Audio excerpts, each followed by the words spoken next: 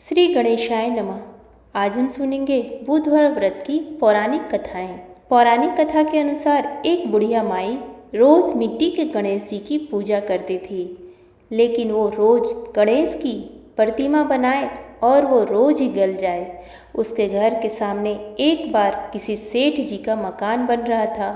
बुढ़िया माई ने मकान बनाने वाला कारीगरों से बोला, भाई मेरे मिट्टी के बनाए गणेश जी रोज गल जाते हैं, आप मुझे पूजा के लिए पत्थर से एक गणेश जी बना दो, आपकी कृपा होगी। मकान बनाने वाला कारीगर बोला, माई जितनी देर में हम तुम्हारे लिए गणेश जी बनाएंगे उतनी देर में हम दीवार पूरी कर देंगे। बुढ़िया ये सुनकर दुखी मन से घर वापस आ गई। दीवार पूरी करते करते शाम हो गई, लेकिन दीवार पूरी ना हो सकी। कारीगर जितनी बार दीवार बनाए उतनी बार वो टेढ़ी हो जाए। शाम को सेठ जी आए तो उन्होंने कहा, आज कुछ काम नहीं किया। तब मकान बनाने वाला एक कारीगर सेठ जी के पास गया और उसने बुढ़िया वाली बात बताई।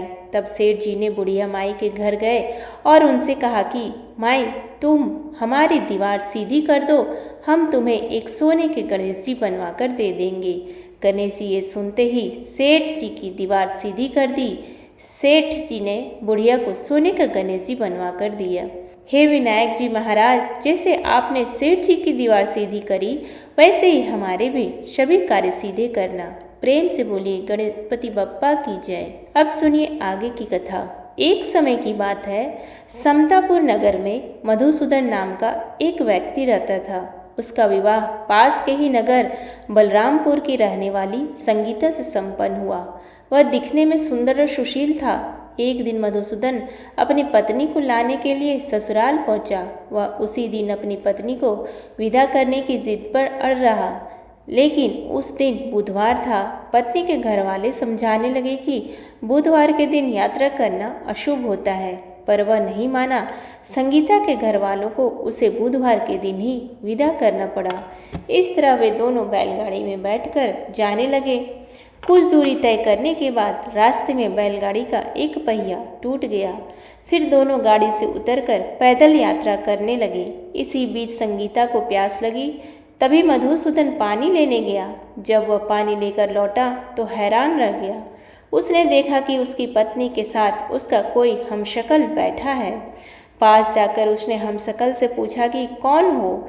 इस पर उस आदमी ने कहा कि उसका नाम मधुसूदन है और वह संगीता का पति है। इस पर मधुसूदन भड़क गया और बोला कि ये झूठ है, असली मधुसूदन तो मैं हूँ। मैं संगीता के लिए पानी लेने गया था। इस पर हमशक्ल ने कहा कि वह तो पानी लाकर संगीता को पिला भी दिया। अब इनमें संगीता के असली पति होने को लेकर झगड़ा होने लगा। तभी उस नगर के राजा का एक सिपाही वहां पहुंचा। उन्होंने संगीता से पूछा कि उसके असली पति के बारे में सवाल किया। तब वह खुद दुविधा में थी। इस पर संगीता ने कोई जवाब नहीं दिया। फिर सिपाहियों ने उनको राजा के दरबार में पेश किया। पूरी कहानी सुनने के बाद दोनों को राजा ने जेल में डालने का आदेश दिया। घबराया हुआ मधुसूदन इसके बाद बुधदेव को याद कर उनसे क्षमा मांगने लगा। इसके बाद वहां आकाशवाणी हुई कि मधुसूदन, तुमने संगीता के घर वालों की बात नहीं मानी और बुधवार को यात्रा किया। तुम्हारे इस अड़ियल बर्ताव से भगवान बुद्धदेव काफी नाराज है। उन्होंने ही ऐसी दुविधा पैदा की है। तब मधुसूदन ने नम्र आवाज में कहा कि हे महाराज, उससे बड़ी गलती हो गई। वह आज के बाद से कभी भी बुधवार को यात्रा नहीं करेगा और हमेशा बुधवार के दिन व्रत भी रखेगा। क्षमा मांगने पर बुद्धदेव का क्रोध शांत हो गया। भगवान ने फिर मधुसूदन को क्षमा कर दिया। राजा के दरबार में मौजूद उसका हमशक्ल भी गायब हो गया। बुद्धदेव की कृपा से राजा ने फिर मधुसूदन और संगीता को विदा कर दिया। राजमहल से जैसे ही वे आगे बढ़े तो रास्ते में बैलगाड़ी भी सही सलामत मिल गई। दोनों एक साथ खुशी खुशी अपने नगर लौट आए। इसके बाद से वे हर बुधवार का व्रत रखने लगे। उनका जीवन सरल और सुखमय हो गया। उनके कामकाज भी उन्नति हुई। एक अन्य कथा के अनुसार एक बुढ़िया थी। वह बहुत ही गरीब और दृष्टिहीन थी। उसके एक बेटा और बहू थे। वह बुढ़िया सदैव गणेश जी की पूजा किया करती थी। एक दिन गणेश जी प्रकट होकर उस बुढ़िया से बोले, बुढ़िया माँ, तू जो चाहे सो मांग ले। बुढ़िया बोली, मुझसे तो मांगना नहीं आता, कैसे और क्या मांगूं। तब गणेश जी बोले, अपने बहू बेटे से पूछ कर मांग ले। तब बुढ़िया ने अपने बेटे से कहा। गणेश जी कहते हैं, तू कुछ मांग ले, बता मैं क्या मांगू। पुत्र ने कहा, माँ तू धन मांग ले। बहू से पूछा तो बहू ने कहा, नाती मांग ले। तब बुढ़िया ने सोचा कि ये तो अपने अपने मतलब की बात कर रहे हैं, अतः उस बुढ़िया ने पड़ोसिनों से पूछा तो उन्होंने कहा, बुढ़िया तू तो थोड़े दिन जाएगी, क्यों तू धन मांगे और क्यों नाती मांगे, तू तो अपनी आंखों की रोशनी मांग ले, जिससे तेरी जिंदगी आराम से कट जाए। इस पर बुढ़िया बोली, यदि आप प्रसन्न हैं तो मुझे 9 करोड़ की माया दे, निरोगी काया दे, अमर सुहाग दे, आंखों की रोशनी दे, नाती दे, पोता दे और सब परिवार को सुख दे और अंत में मोक्ष दे। यह सुनकर तब गणेश जी बोले, बुढ़िया माँ तुमने तो हमें ठग लिया, फिर भी जो तूने मांगा है वचन के अनुसार सब तुझे मिलेगा। और यह कहकर गणेश जी अंतर्ध्यान हो गए। उस बुढ़िया माँ ने जो कुछ मांगा वह सब कुछ मिल गया। हे गणेश जी महाराज, जैसे तुमने उस बुढ़िया माँ को सब कुछ दिया वैसे ही सबको देना। अब सुनिए बुद्ध देव की आरती। जय श्री बुद्ध देवा स्वामी, जय श्री बुद्ध देवा, छोटे बड़े सभी नर नारी करे तेरी सेवा। जय श्री बुद्ध देवा, सुख करता दुख हरता, जय जय आनंद दाता, जो प्रेम भाव से पूजे वो सब कुछ पाता।